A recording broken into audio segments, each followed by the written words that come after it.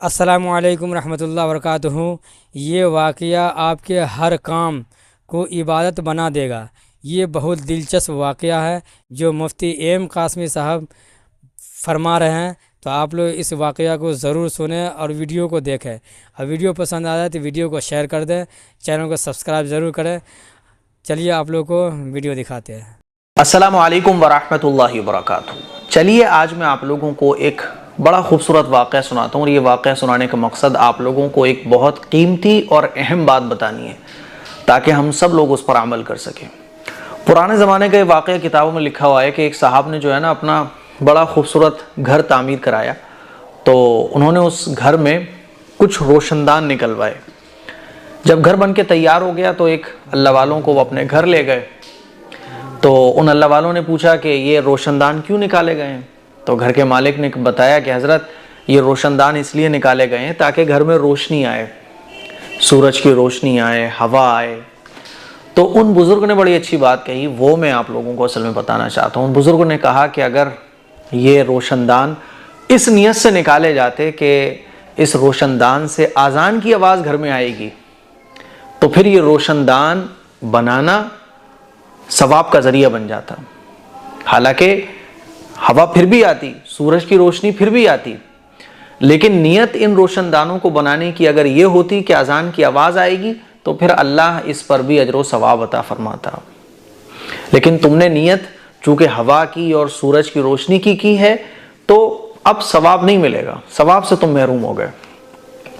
تو میرے عزیز بھائیوں، میری بہنوں، یہ واقعہ سنانے کا مقصد میرا یہ ہے کہ اگر نیت تھوڑی سی چینج ہو جائے تو کام وہی ہوگا، لیکن نیت کے چینج ہو جانے کی وجہ سے وہ ثواب کا ذریعہ ہمارے لیے بن جاتا ہے۔ آپ گھڑی پہنتے ہو تو گھڑی پہننا اگر اس لیے ہو کہ ٹائم کی پابندی ہوگی، ہر کام ٹائم پر ہوگا، میری نماز کوئی بھی مس نہیں ہوگی، اس لیے میں گھڑی پہن رہا ہوں، تو گھڑی تو آپ پہنو گے، ہاتھ بھی اچھا لگے گا، شوق بھی پورا ہوگا، لیکن نیت اس کی ہو گئی کہ نماز میری مس نہیں ہوگی، ٹائم کا خیال رکھوں گا میں، تو یہ گھڑی پہننا بھی آپ کے لیے ثواب کا ذریعہ ہے۔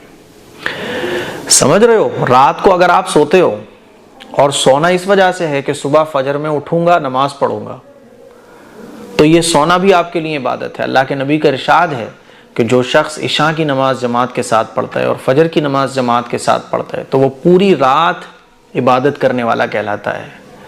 اگر آپ پانی پی رہے ہو، پانی اگر سنت کی نیت سے پیا جائے اور اس نیت کے ساتھ پیا جائے کہ پیاس بجھے گی، میں اللہ کا شکر ادا کروں گا، تو یہ پانی پینا بھی عبادت ہے۔ یہاں تک کہ آپ ٹوائلٹ جاتے ہو نا، ٹوائلٹ جانے کی دعا پڑھ لو، ٹوائلٹ سے باہر نکلنے کی دعا پڑھ لو، تو یقین رکھو کہ یہ ٹوائلٹ کرنا بھی اجر و ثواب کا ذریعہ ہے۔ کیوں؟ کیونکہ اس میں آپ نے رسول اللہ صلی اللہ علیہ وسلم سے منقول دعاؤں کو پڑھا۔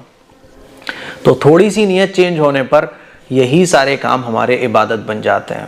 اسی لیے کہا جاتا ہے کہ سنتوں کی پابندی اور ہر کام کو بسم اللہ پڑھ کر کیا جائے، ہر کام کو دین سے جوڑ دیا جائے۔ مہمان آ رہے ہیں تو صفائی ستھرائی ایک تو اس وجہ سے ہو رہی ہے کہ مہمان آ کر کیا کہیں گے، بتاؤ کتنا گھر یہ گندا سندہ رکھتے ہیں لوگ، اور ایک صفائی اس وجہ سے کی جا رہی ہے کہ اللہ کے نبی کا ارشاد ہے مہمانوں کو اکرام کرو، اللہ کے نبی کا ارشاد ہے کہ مہمان کو اچھی جگہ بٹھاؤ، مہمان کے اچھے طریقے سے خاطرداری کرو، تو اس لیے گھر کی صفائی ستھرائی ہو رہی ہے۔ گھر میں کھانے اچھے سے اچھے اس لیے بن رہے ہیں کیونکہ مہمانوں کا اکرام کرنا ہے، یہ سنت ہے، تو یہ کھانے بنانا بھی ثواب کا ذریعہ، یہ گھر کی صفائی ستھرائی کرنا بھی ثواب کا ذریعہ۔ اور ہم لوگ جو کھانے بناتے ہیں، اچھا مہمان آ رہا ہے یار، وہ کیا کہیں گے، مہمانوں کے لیے اتنا تو ہونا چاہیے، تو مہمانوں کو خوش کرنے کے لیے، حالانکہ مہمان پھر بھی خوش ہوگا، لیکن جب نیت سنت کی ہو گئی اور دین کی ہو گئی تو حدیث میں آتا ہے نا انما الاعمال بالنیات، کہ اعمال کا دار و مدار نیتوں پر ہوتا ہے، تو یہی صفائی ستھرائی کرنا عبادت بن گیا۔ تو بزرگوں نے کہا کہ اگر تم یہ روشن دان اس نیت سے لگاتے کہ اذان کی آواز آئے گی، تو روشن دان سے ہوا تو آتی، سورج کی روشنی بھی آتی ہے نا، سب کچھ ہوتا، لیکن یہ روشن دان تمہارے لیے ثواب کا ذریعہ بن جاتا۔ اسی لیے اس واقعے کو سننے کے بعد ہم سب لوگ اپنے ہر کام کو عبادت بنانے کی کوشش کریں۔ مجھے امید ہے میری یہ بات آپ کو سمجھ آ گئی ہوگی۔ السلام علیکم ورحمۃ اللہ وبرکاتہ۔